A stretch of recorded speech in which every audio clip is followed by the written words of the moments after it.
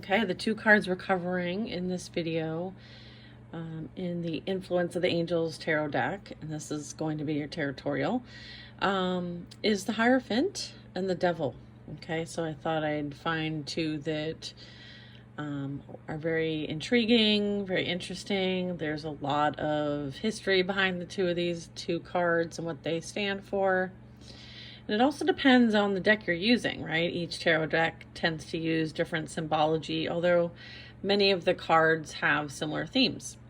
So let me share what this particular deck has to say about the Heirophant. Okay, so the angelic message here is, may you understand and embrace the wisdom of those who have come before you, right? So it's kind of like there are stories, parables, messages, experiences that are left behind for others to learn from, okay? And we even learn from our own mistakes and experiences, as well as those who have come before us, like our parents or grandparents. We may even learn from experiences of our friends, maybe even at work, okay? So let's see what we have here regarding more information regarding the Heirophant. So the angel, the angel being represented here is Hazmal. And Hazmal is a fire-speaking angel whose name means primordial wisdom and wonderful light. It is said that Hazmal, fiery breath, burns away incorrect teachings and beliefs, okay? So Hazmal is being posed as a clergyman on this card. Okay, so Hazmal is actually wearing a red robe. And this is like reminiscent of clothing worn by bishops, cardinals, and popes. So there is a major like religious sentiment here. And it symbolizes like the tradition of religion. And also the Hierophant represents like those type of traditions in life, right? Those that we look up to, that have that wisdom, that knowledge, and are able to be somewhat understanding. Okay, so the crossed keys that are being displayed as a pendant here is a symbol that is part of like the Pope's like coat of arms. It is known as the keys to the kingdom of heaven. And so there's also pillars behind. And this is representing like a structured environment, like a formal institution of some kind, like a church, a school. And then his hand's on a book. And so this is about taking an oath, having a commitment or unwavering like dependability and trust on something.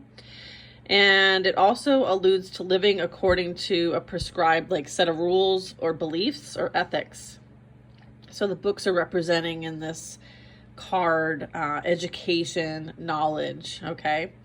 So some of the direct meanings when it comes to the Hierophant, when you see it in a reading, is understanding the value of tradition, and traditional ways are proven to work, right? There's proven facts when it comes to doing certain things a certain way. It also represents following the rules. It also represents the influence of a particular institution. So this could be like how you show up in your community, or how someone else shows up in their community, or how people are seen.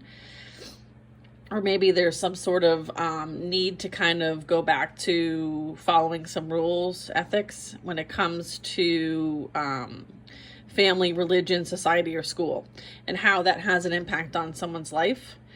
It also represents like having an established belief system, whether that be spiritually or in a religious setting. It also represents loyalty to a particular institution or person or belief. And it also represents being part of a group or organization, like identifying as part of a group, a belonging.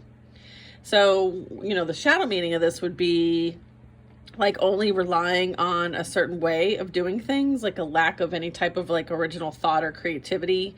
It also can mean like rigidity in thought and action, as well as like tribalism, dependence on It's like dependence and loyalty to one's own group that leads to like an intolerance of others. So it's kind of like not being open-minded to other people's beliefs and belongings and understandings.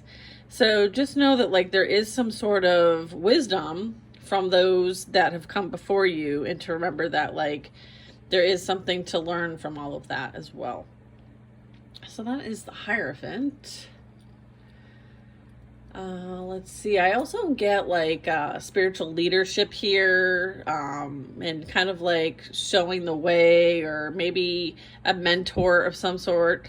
Someone who's a teacher. Oftentimes people that we have relationships with can teach us something from their own life experiences. So there's also that. Okay. The next card is the Devil. All right. I feel like this card gets a bad rap. Okay. So the Devil in a lot of cases is representing, you know, the ability for us to kind of see within ourselves, how we can, evolve. Okay. There's always room for growth and development.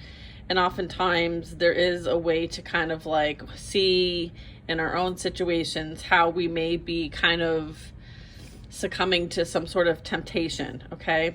So the angelic message here is the best way to resist temptation is to be mindful. Okay.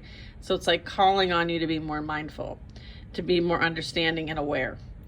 Giving into sinful ways is sometimes a slippery slope. It takes time to get there. Normalizing and excusing bad behavior makes it easier to act in a sinful, immoral, and unethical way, or give in to vices. The work of the devil is to lose hope. Okay, so it's kind of like reminding you to kind of like, okay, maybe we need to kind of redirect. All right. So let's break down a little bit about like what's being represented in this Devil card. Okay. Samuel is a fallen angel whose name means venom of God. He encourages humankind to act in wicked ways and has been described as the chief of Satan's. Okay. The symbols here, Samael, I know I'm pronouncing that wrong, so please excuse me. With the head of the boar, bat wings, a human body, and a tail that turns into a snake, takes form as a nightmarish beast. It is profane and represents gross animalistic urges and behaviors. The boar's head alludes to acting like a disgusting pig. The snake is the tail. It's slithering around the human's legs. At any moment, it can tighten its grip and hold these victims in entrapment. The symbolization here is addiction. The snake's head moves towards the woman's groin, suggesting lewd sexuality or sexual excess, lustful energy. The metal rod, Samuel uses this to prod the man and woman into bad actions. He can use it to inflict injury. Satan delights in human suffering. The humans are nude. I have covered them up. But this is reminiscent of Adam and Eve, who covered their nudity after eating the forbidden fruit, as they now had identified with the fact that they were no longer just humans. They now were feminine and masculine, and their nudity, and that the fact that they had different body parts after eating the forbidden fruit. They represent shameful behavior as well as carnal indulgence. Okay. So some of the direct meanings here is like indulgence, giving into temptation, lack of self-control, addiction, substance abuse, suffering from unhealthy attachments, whether that be drugs, sex, porn, alcohol, food, gambling, video games, shopping, social media, the internet. Fill in the blank. Materialism, greed, and an unhealthy desire for more.